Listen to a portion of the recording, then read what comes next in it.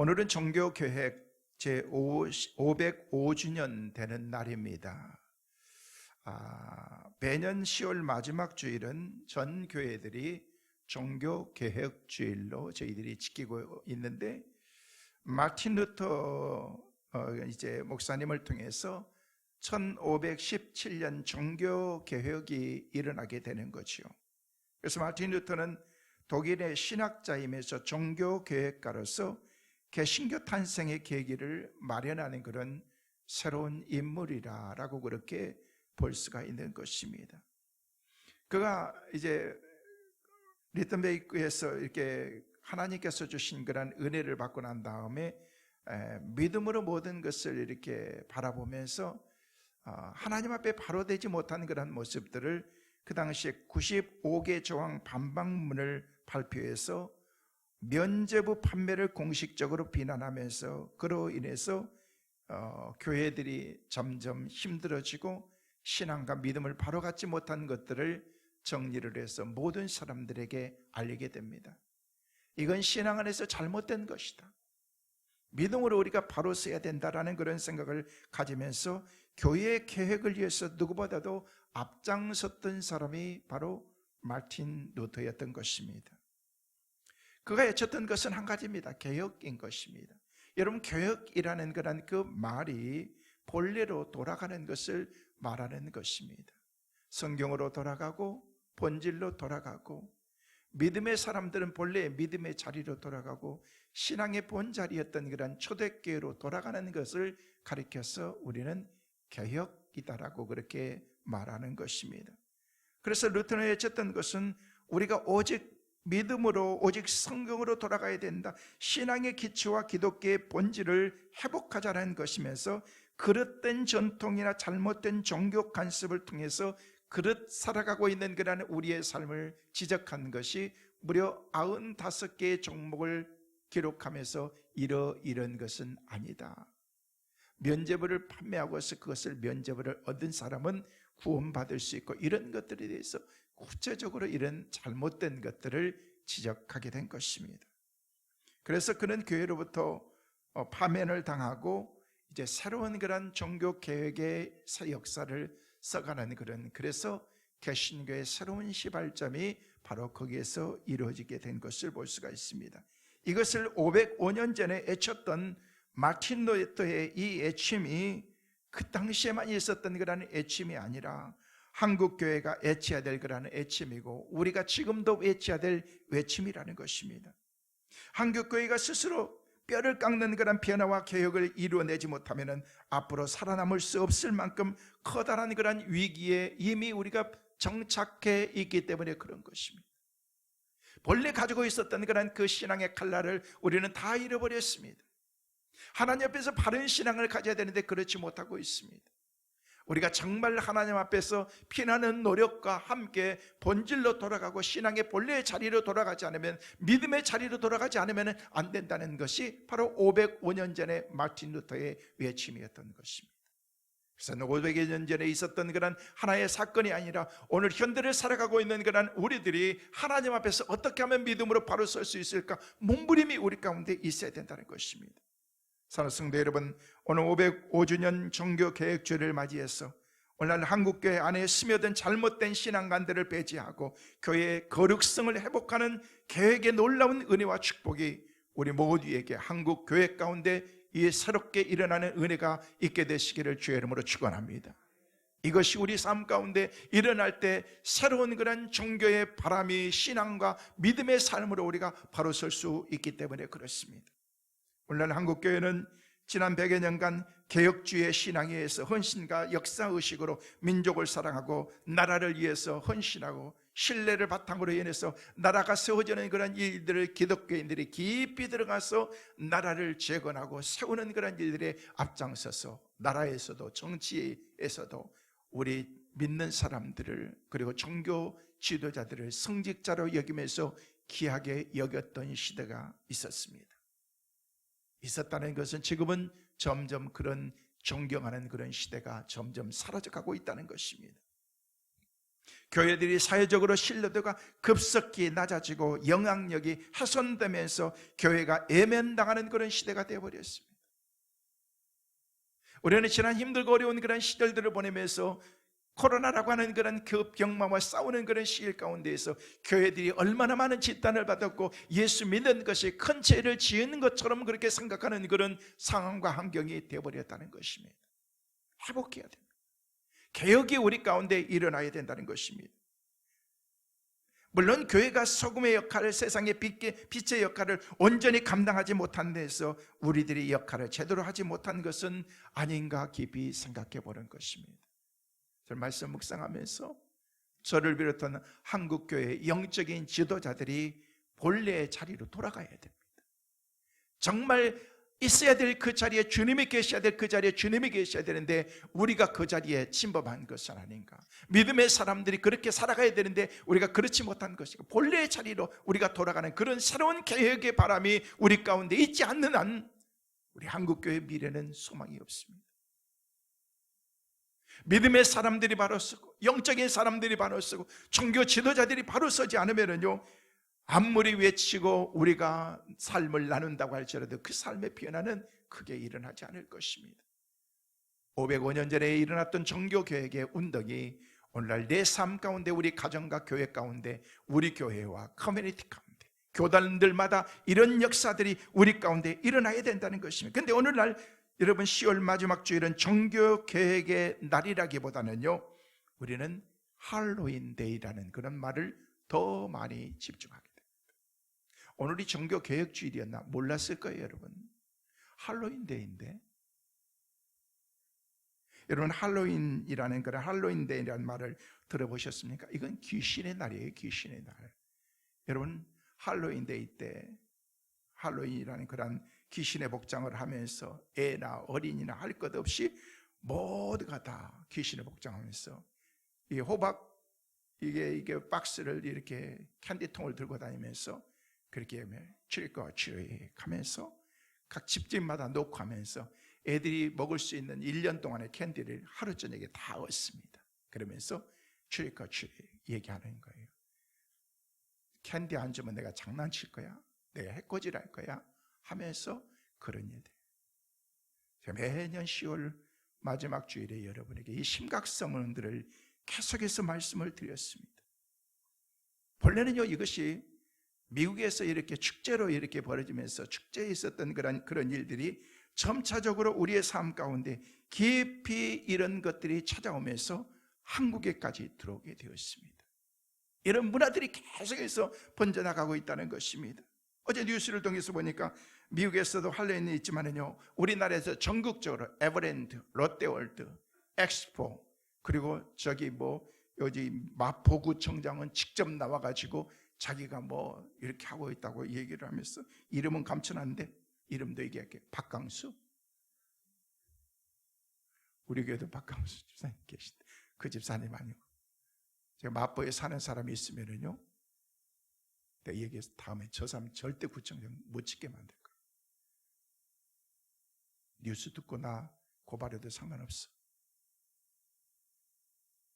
일부 예배 제가 말씀을 드렸습니다만은요, 어제 이태원에서는요 10만 명 이상이 많은 인파가 할로윈 마귀 축제를 위해서 모였는데, 어젯밤에 일어났던 끔찍한 사건이 여기서 사람들이 쓰러지면서 압살을 당해가지고 1부 예배 때까지 149명이 죽었는데 2부 예배 전에 방금 전에 뉴스가 나왔는데 151명이 지금 죽었어요. 더 많이 죽을 거예요.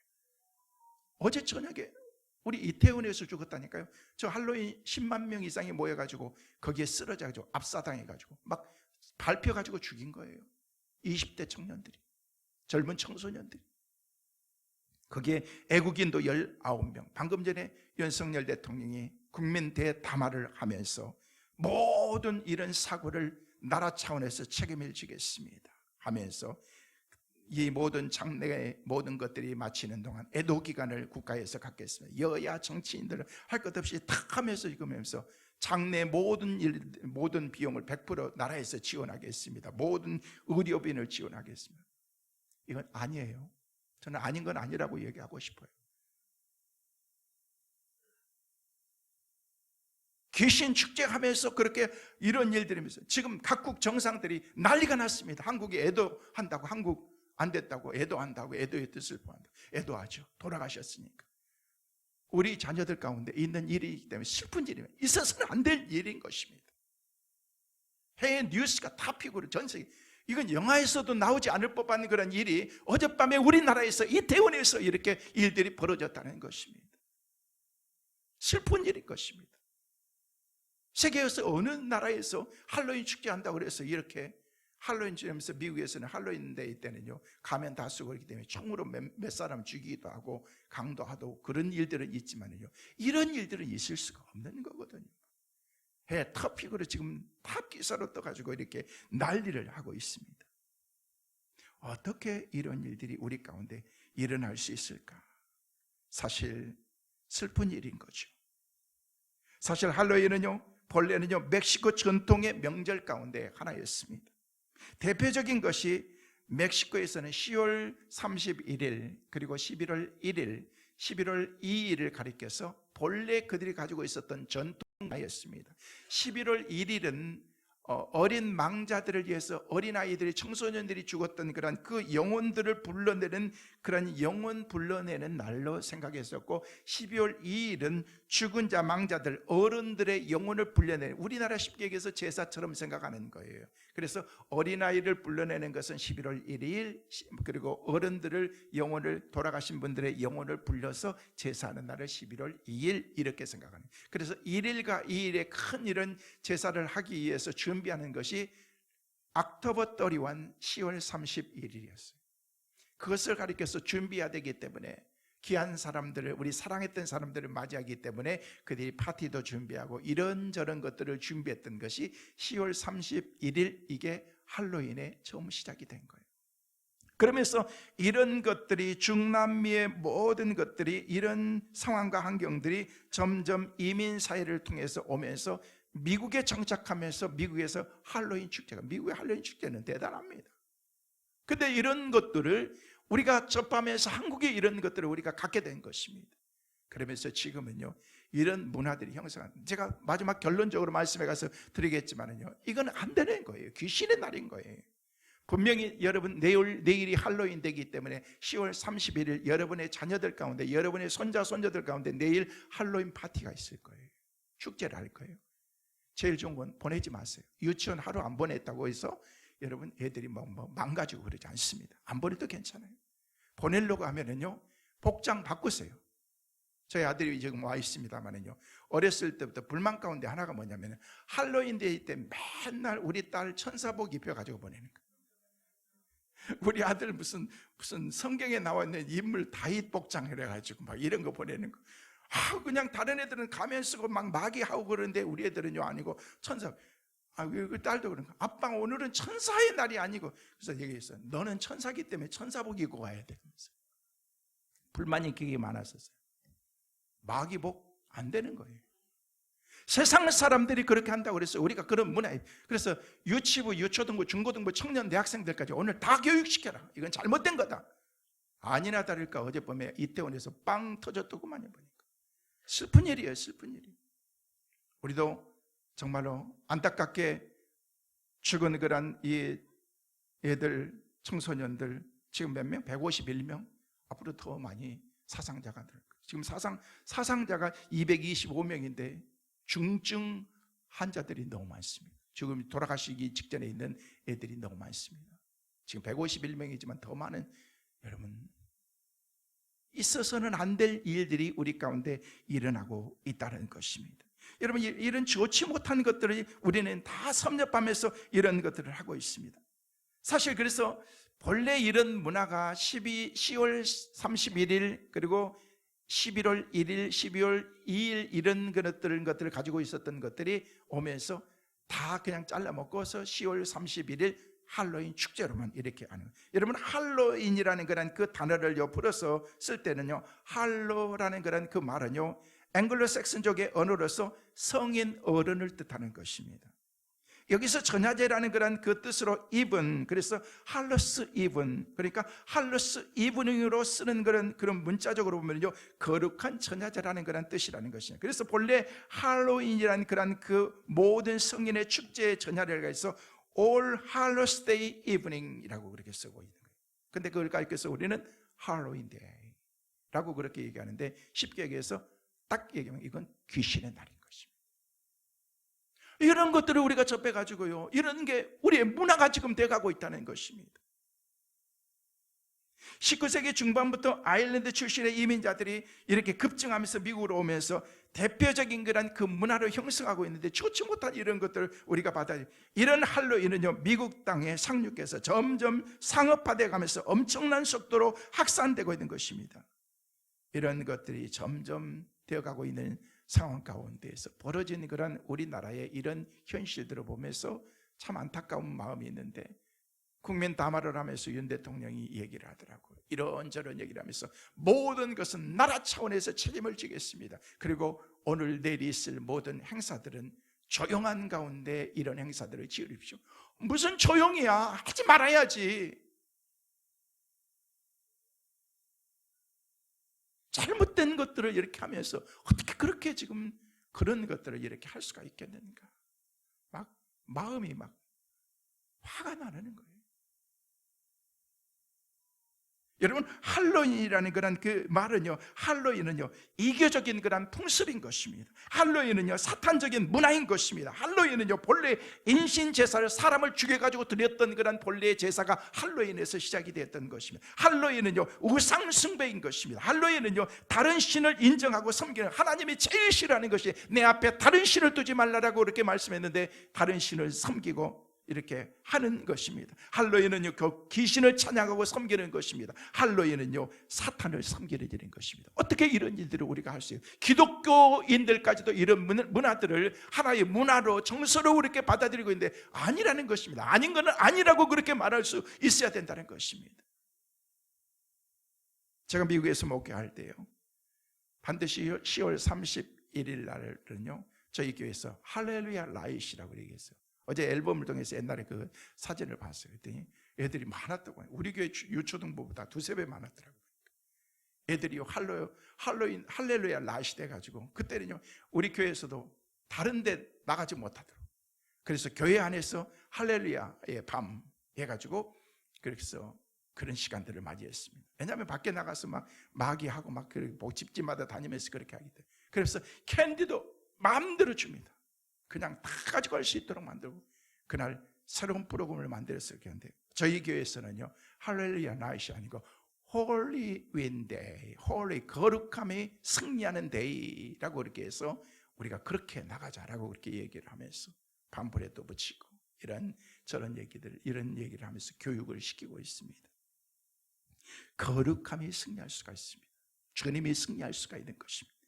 사탄은 계속해서 우리 가운데 침입해서 우리의 영적인 싸움 가운데서 우리의 삶을 계속해서 우리를 망가뜨리고 있는 것입니다. 우리 그리스도인들에게 할로윈은 영적인 싸움의 대상인 것입니다. 할로윈 때문에 종교개혁의 운동의 의미는 점점 퇴색돼 가고 있습니다. 참다운 영적인 변화가 우리 가운데 있어야 됩니다. 이 영적인 변화는 바로 예수 그리스도 안에 있을 때 놀라운 변화들이 우리 가운데 있게 될 줄을 믿습니다. 우리가 예수 안에 있어야 된다. 여러분, 오늘날 점점 사회가 타락해가고 세속되어 가는 것은요 바로 사탄의 계략이고 사탄의 전략인 것입니다. 예수님 때문에 그런 것입니다. 예수님의 부재 때문인 것이, 예수님이 안 계신 것이 아니라 우리가 예수 안에 없기 때문에 그런 것입니다. 예수님께서 공생애를 시작하시면서 가나 혼인잔치에 가셔서 예수님이 첫 번째 기적을 행하셨다라고 성경에 말하고 있습니다. 그리고 난 다음에 스가성으로 가셔서 한 여인을 만나면서 그 여인이 변화되면서 그 여인을 통해서 예수님이 그 동네에 있는 모든 사람들에게 막 그 동네 전체를 다 뒤집어 놓습니다. 복음으로 놀라운 변화들이 일어납니다. 예수님의 공생의 시작과 모든 일들이 일어나는 그런 삶의 현장인 것이죠. 그러면서 오늘 본문에 나오기를 예수님께서 가나 혼인잔치의 그 기적을 베풀고 난 다음에 두 번째 하나님께서 행하신 일이 오늘 본문에 기록이 되어 있습니다. 이제 또 다른 그런 기적의 장소로 가는데, 중요한 것은 기적의 갈릴리 가나에 가기 위해서는 지금 예수님이 계신 곳에서는 반드시 나사렛이라고 하는 그런 그 자기의 고향을 통과해야 되는데, 우리 주님께서는 패스하신 것입니다. 우리 주님께서는 당연히 그곳에 가봐야 예수님을 예수님으로 인정하지도 않고 예수님에 대해서 그렇게 하기 때문에, 왜냐하면 고향에서는요 환영받지 못한, 예수님이 환영받기 위해서 가셔서 사역한 건 아닙니다. 그런데 굳이 환영하지도 않고 받아들이지 않는 곳에 그곳에 갈 필요 없다는 거예요. 누구보다도 고향에 가야 되잖아요. 고향을 찾아야 되잖아요. 근데 예수님께서는 다시 갈릴리로 가셨습니다. 근데 가시는 그곳에서 또 한 사람을 만나게 됩니다. 이게 바로 오늘 본문의 사건이라는 것입니다. 그 사건이 뭔가? 새로운 놀라운 개혁의 하나님의 은혜가 그 가운데 임하게 되는데, 왕의 신하의 아들이 병들어서 죽게 되었다는 내용의 말씀인 것입니다. 근데 그 사람이 예수님이 오신다는 얘기를 듣고 예수님에게 찾아가서 예수님에게 부탁한 것입니다. 아이의 질병 문제를 갖고 왕의 신하는요 예수님에게 나왔는데, 근데 중요한 것은요, 예수님께 나왔던 그런 그 사람의 모든 문제가 예수님을 만나면서 해결되었다는 것입니다. 할렐루야. 저는 오늘 말씀을 듣는 가운데 말씀을 통해서 예수 그리스도를 만나고 그 예수 그리스도를 통해서 저와 여러분이 가지고 있는 모든 문제가 해결되어지는 은혜가 있게 되시기를 주의 이름으로 축원합니다. 주님을 만날 때 우리 삶 가운데 놀라운 그런 하나님의 은혜가 있기 때문에 그렇다는 것입니다. 결국 믿음으로 자신의 아이가 고침받는 놀라운 역사를 경험하게 된 것입니다. 왕의 신하가 어떻게 이런 믿음을 소유하게 되었는지 저는 간단하게 세 가지를 말씀을 드립니다. 첫째로, 왕의 신하는 그가 직면하고 있었던 모든 문제는 고난 때문에 예수님 앞에 나오게 됐다는 거예요. 여러분, 고난이 예수님 앞에 나오게 하고 있습니다. 우리 가운데도 고난이 없었더라면요 결코 신앙을 갖지 못하는 그런 사람들이 있었을지도 모릅니다. 자신의 힘으로는 해결할 수 없는 어려움에 부딪혀서 하나님을 찾게 되는 그런 경우의 성도들도 있을지도 모릅니다.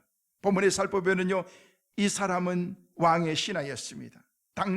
그 당당한 그런 사회적인 신분을 가지고 있었던 사람입니다. 높은 지혜의 사람입니다. 권력도 가지고 있습니다. 자기가 말하면 웬만한 것을 다 해결할 수 있고, 주의 훌륭한 그런 의사를 불러가지고도 죽어가는 그런 내 아들도 충분히 살릴 만한 그런 능력도 가지고 있는 사람이었습니다. 소위 특권층의 사람이었다는 거예요. 이런 사람일수록 자기가 가진 특권이나 부귀나 특별한 신분 때문에 신앙을 갖기는 더더욱 쉽지는 않습니다. 만약 이 사람의 아들이 질병이 걸리지 않았다면 그는 예수님을 결코 찾지 않았을 수도 있습니다. 아직도 예수님은 기적을 한 번밖에 행하지 않았습니다. 예수님은 그렇게 크게 소문나지 않았습니다. 많은 사람들이 얘기하기를 야 그분 대단하다라고 얘기했지만은요, 솔직하게 따지고 보면요, 지난번에 갈릴리 가나 혼인잔치에서 예수님이 아는 집안 식구든지 가까운 사람인데 그곳에 가서 예수님께서 행하신 물로 포도주를 맞는 그 기적이 하나가 전부입니다. 근데 지금 왕의 신하가 찾아왔다는 거예요. 소문이 났을 거예요. 그분 말로만 들었는데 대단하던데, 혼인잔치가 있었는데 한참 잔치하는데 포도주가 떨어졌잖아. 잔치 끝난 거 아니야? 그런데 그분이 딱 오시더니 종들 시켜가지고 막 물을 떠다 막 부으라고 그러더니 그 물을 갖다 떠다가지고 부어가지고 다시 떠다 주라고 하더니 그것을 마시는 사람들이 마시고 나서 야 이런 포도주 처음 봤다고 얘기하면서 난리가 났어. 막 얘기를 하는 걸 다 들었을 거예요. 그게 예수님의 첫 번째 사건이고, 지금 오늘 본문에 나와 있는 이 왕의 신하의 아들을 고친 사건이 실질적으로 두 번째입니다. 두 번째 기적이었더라. 이 사람은요, 예수님 많은 경험을 가지고 있는 것도 아닌데 예수님을 만나면 내 문제를 해결하겠다고 하는 그런 믿음인 것입니다. 중요한 것은 오늘 말씀해 보니까 그 일이 있고 난 다음에 그의 온 집안이 예수를 믿으니라. 할렐루야. 여러분, 우리가 예수 믿는 사람으로서 주님이 내 삶 가운데 기적을 베풀어 주실 것을 내가 믿지 않는다면 여러분의 삶 가운데 절대 기적은 일어나지 않습니다. 오늘 말씀을 듣는 가운데 여러분의 삶 가운데 기적이 일어나게 될 줄로 믿습니다. 기적이 일어날지어다. 문제가 해결될지어다. 하나님을 바라보면서 주님이 내 삶 가운데 찾아오시면요, 이런 기적의 역사들이 막 일어나기 시작한다는 거예요. 이 사람은 이런 기대가 있었던 거예요. 그래서 예수님에게 찾아왔습니다. 여러분, 힘들고 어려운 상황 가운데 있을 때 사람들은요, 고난이 있을 때는요 두 가지 반응을 나타내는 사람들이 있습니다. 첫째는요, 고난이 있을 때 어떤 사람은 고난 앞에서 아주 강팍해지는 사람이 있습니다. 내가 왜 이런 일을 당해야 되는지, 내가 예수 믿는 사람으로서 내가 왜 이런 일들이, 내 아내가 내 왜 먼저 죽는지, 남편이 왜 이렇게 떠나는지 나는 알 수가 없을 것 같아요. 막 원망불평하는, 강팍해지는 사람이 있습니다. 하나님을 향해서도 마음을 닫아버리는 사람이 있습니다. 왜 사랑하는 자녀들이 먼저 세상을 떠나는지 모르겠다. 여러분, 그걸 우리가 어떻게 할 수 있겠어요? 하나님의 주권 안에 있는 것들은, 인생의 많은 고난을 우리는 답을 얻지 못하는 그런 신비로운 일들이 많이 있다는 거예요. 우리가 원하는 그런 답을 얻어야만 우리는 응답으로 생각하는데, 아무리 열심히 기도하고 아무리 믿음으로 살았는데도 내 삶 가운데 그런 기적의 역사가 일어나지 않을 수도 있다는 거예요. 그게 응답인 거예요. 여러분, 믿음 생활은 항상 정답만을 우리에게 주는 것 아닙니다. 하나님은 우리에게 의문도 허락하십니다. 내가 이해되지 않는 답이 없는 고난 때문에 너무 낙심하지 마시고 마음이 강팍해지면 안 되는 것입니다. 또한 어떤 사람들은요, 고난이 있을 때 그 고난을 통해서 겸허히 받아들이면서 겸손한 사람이 있습니다.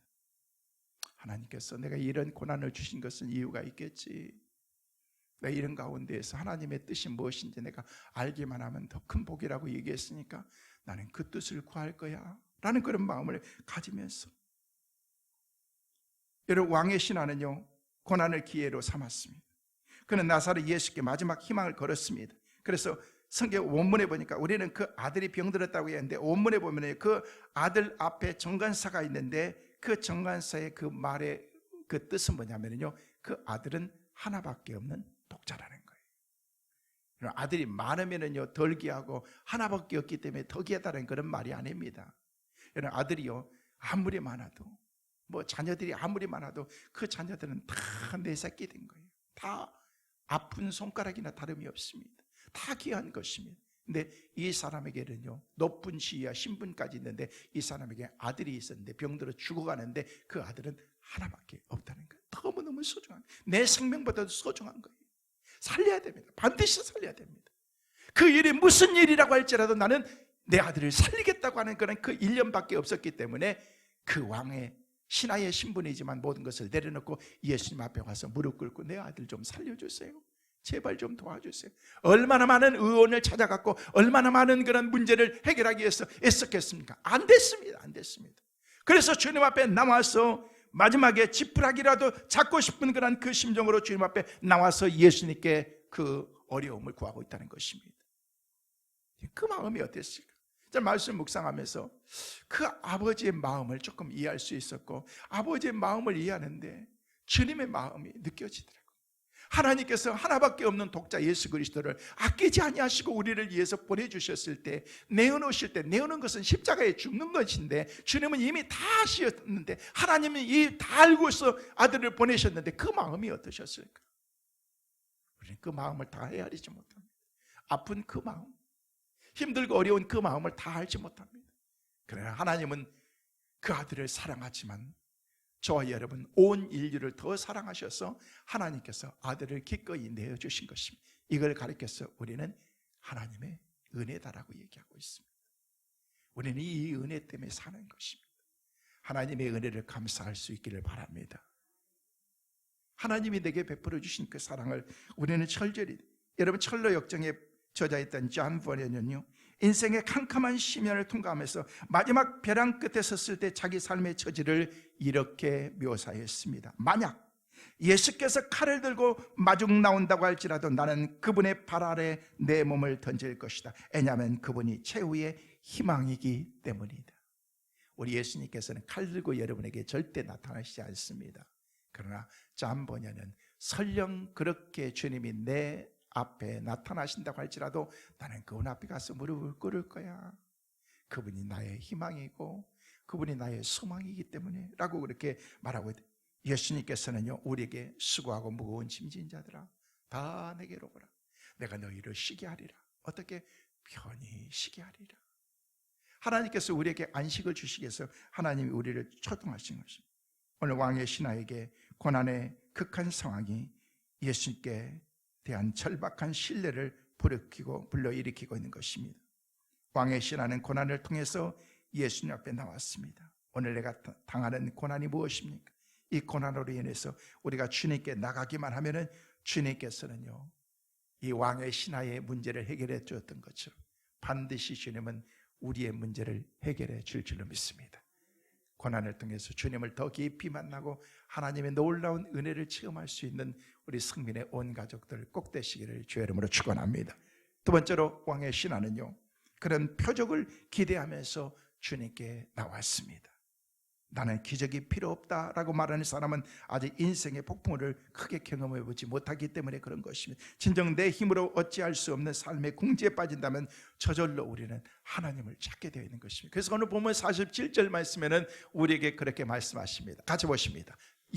그가 예수께서 유대로부터 갈릴리로 오셨다는 것을 듣고 가서 청하되 내려오셔서 내 아들의 병을 고쳐주소서 하니 그가 거의 죽게 되었음이라.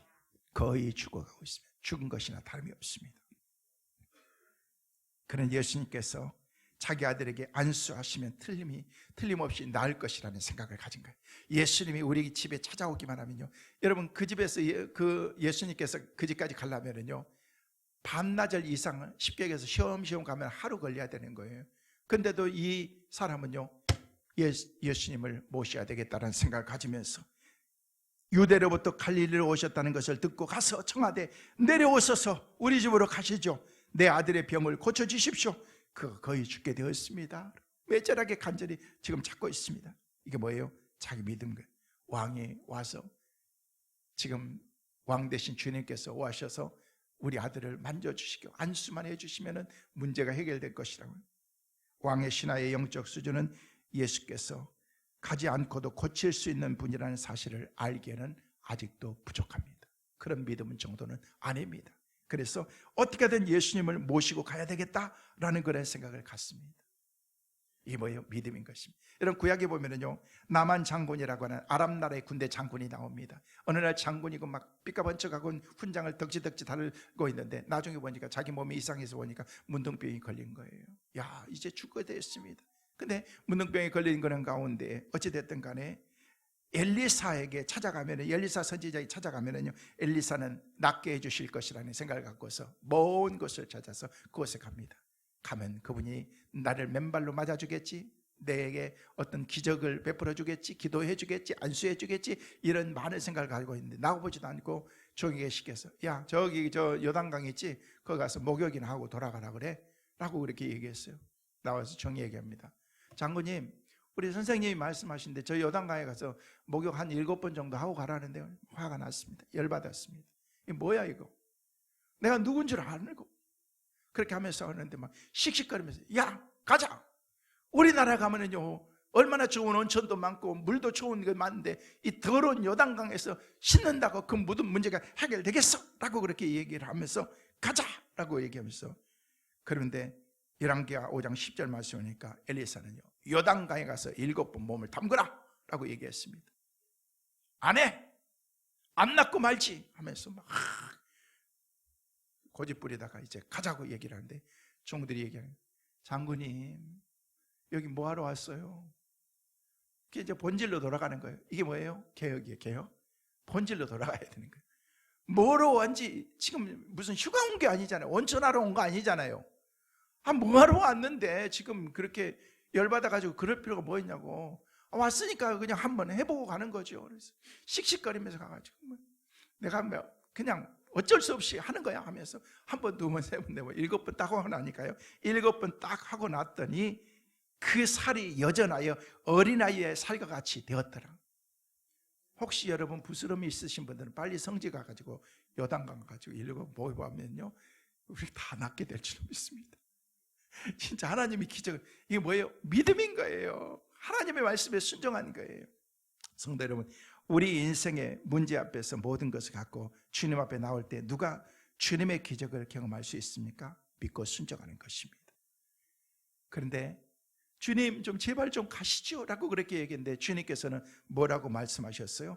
50절 말씀에 보면요 우리에게 답이 있습니다. 자, 50절 말씀 같이 한번 보실까요? 있습니다. 예수께서 이르시되 가라, 내 아들이 살아있다 하시니 그 사람이 예수께서 하신 말씀을 믿고 가더니. 자, 다시 49절 말씀 다시 한번 볼까요? 49절 말씀에 보니까 우리에게 뭐라고 말씀하셨어요? 자, 같이 보십니다. 신하가 이르되 주여 내 아이가 죽기 전에 내려오소서. 주님 가시죠 라고 얘기했는데 50절 말씀에 보니까 예수께서 이르시되 가라 네 아들이 살아있다 하시니 그 사람이 예수께서 하신 말씀을 믿고 갔다. 가긴 가는데 주님 같이 가야죠. 절대 그런 말 하지 않았습니다. 믿고 갔다는 거예요. 이게 놀라운 기적의 역사라는 것입니다. 분명히 신하가 주님 앞에서 죽기 전에 좀 같이 가십시오라고 얘기했는데 가라 믿고 갔습니다. 한참 가고 있는데 저기서 막 중들이 막 뛰어오면서 주인님 주인님 난리가 났습니다. 저희들 왜 저러는 거야? 주인님 아들이 살아났습니다. 뭐요? 어떻게 됐는데? 살아났는데 언제? 어제 저녁 7시에 살아났는데요. 어제 저녁 주님께서 말씀하신 그 시간인 거예요. 가라 네 믿음이 너를 구원하였다라고 말씀하신 것처럼 가라 하니까 믿고 갔다라고 얘기하는 거는 믿는다라는 그런 주님을 믿었다는 거예요. 그 즉시 기적의 역사가 일어난 것입니다. 주님을 믿으시길 바랍니다. 주님께 맡기시길 바랍니다. 하나님께서 놀라운 일들이 그 삶 가운데서 일으켜주셔요. 살아났다. 여러분 하나님께서 베풀어 주신 그런 놀라운 주님의 은혜 가운데 우리는 염려가 너무 많습니다. 걱정이 너무 많습니다. 오늘 일베베 가운데 나오셨던 분이 새로 오신 분인데 몇 주, 3주 전부터 새로 나오셔가지고 제 방에 나오셔서 등록하시고 이제 이런저런 상담을 하는데 마지막으로 제가 물었어요. 기도 제목이 있으십니까? 목사님 자기는 염려가 그렇게 많이 되는데 그래서 무슨 염려가 그렇게 많습니까? 그런데 자기 어머니는 94신데 건강하시대. 근데 자기는 지금 이제 60대 중반을 넘어가는데 걱정이 많대. 어디 아프신가? 아픈 건 없대. 뭐가 걱정입니까? 늙어가면서 자기가 큰 병 걸릴까 걱정이래. 늙어가면서 요양병원에 가실까 봐 걱정이 돼요. 한참 얘기 듣다가요 걱정되겠다 싶더라고 보니까. 그래 내가 그랬어요. 나이 드시면 다 그렇게 가는 거예요. 그러니까 어머니 94세인데 건강하신데 집사님 뭘 걱정하세요? 그랬더니 자기는 그런데 마음이 걱정된대. 걱정도 팔자다 내가 얘기했어요. 일부 예배 설교 다 들었으면서 뭐라고 했어요? 빌립보서 4장 6절 7절 말씀 같이 한번 읽어보십니다. 빌립보서 4장 6절 7절 말씀. 자 시작. 아무것도 염려하지 말고 다만 모든 일에 기도와 간구로 너희 구할 것을 감사함으로 하나님께 아뢰라. 그리하면 모든 지각에 뛰어난 하나님의 평강이 그리스도 예수 안에서 너희 마음과 생각을 지키시리라. 할렐루야. 오늘 예배 끝나고 저한테 염려한다고 그렇게 와서 상담하는 사람 한 사람도 없기를 바랍니다. 지금부터 여러분의 삶 가운데 염려, 근심, 걱정 다 사라지고 그건 사탄이 주는 거예요. 주님께서 우리에게 평강을 주실 줄로 믿습니다. 소망의 은혜를 주실 줄로 믿습니다. 그 주님과 더불어서 살아가시기를 주의 이름으로 축원합니다. 말씀을 맺습니다. 오늘 종교개혁 505주년 기념주일을 맞이하면서 이제 우리는 신앙의 본질로 돌아가야 됩니다.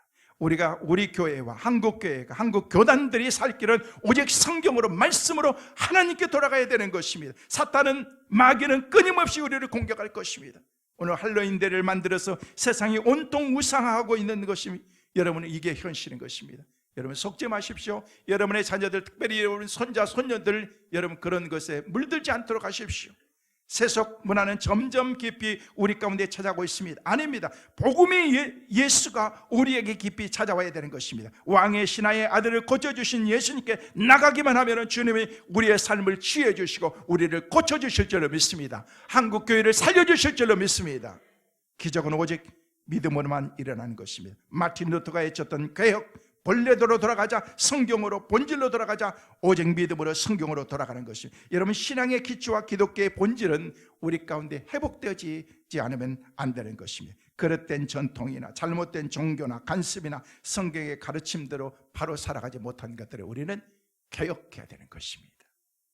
그때 하나님께서 우리 가운데 믿음의 놀라운 기적의 은혜를 갈릴리 가나에서 보였던 혼인잔치에 물로 포도주를 만들고 그리고 왕의 신하의 그 아들을 고쳐주셨던 그런 놀라운 기적의 역사는 다른 곳에서 일어난 것 아닙니다. 예수님에게 찾아왔을 때 예수님의 그 삶 가운데 깊이 개입하셨을 때 그 삶 가운데 일어난 기적의 역사인 것을 믿으시길 바랍니다. 저는 저와 여러분의 삶 가운데 이런 기적의 역사들이 날마다 일어날 수 있기를 주의 이름으로 축원합니다.